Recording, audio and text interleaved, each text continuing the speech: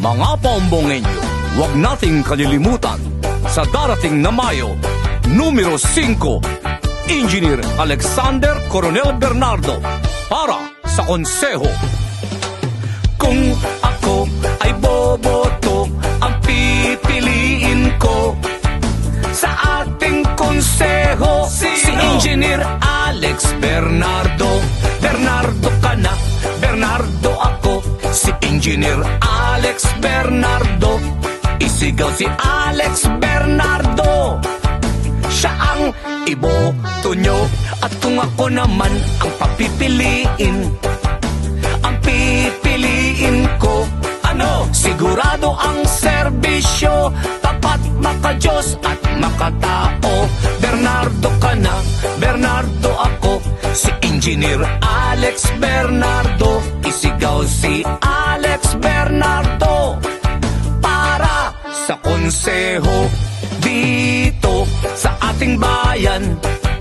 Siya ang piliin nyo. Sino ang ating konsehal? Engineer Alex Bernardo. Bernardo ka na, Bernardo ako, Engineer Alex Bernardo. Isigaw si Alex Bernardo, konsehal na iboboto. Ating iboto ang konsehal na ating kaagapay tungo sa pag-asenso at pagbabago. Alay niya sa ating lahat ay maayos na programa at mga proyekto. Inhinyero ng bayan, tunay at tapat ang paglilingkod sa ikaunlad ng bayan ng Paumbong. Iboto para sa konseho numero 5, Engineer Alexander Coronel Bernardo. Kung ako ay boboto, ang pipiliin ko sa ating konseho ay si numero 5. Bernardo ka na, Bernardo ako, Bernardo na tayo para sa progreso ng mga paumbongenyo.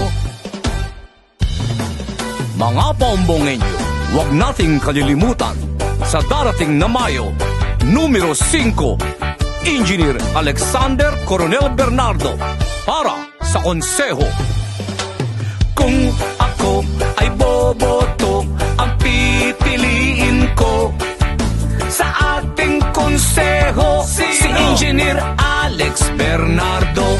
Bernardo ka na, Bernardo ako, si Engineer Alex Bernardo.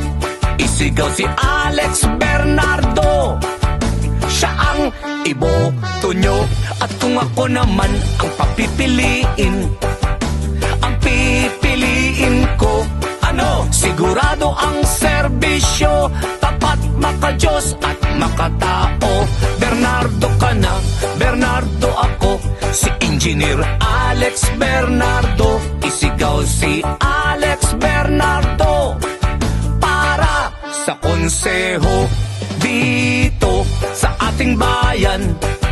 Siya ang piliin nyo. Sino ang ating konsehal?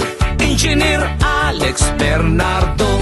Bernardo ka na, Bernardo ako, Engineer Alex Bernardo. Isigaw si Alex Bernardo, konsehal na iboboto.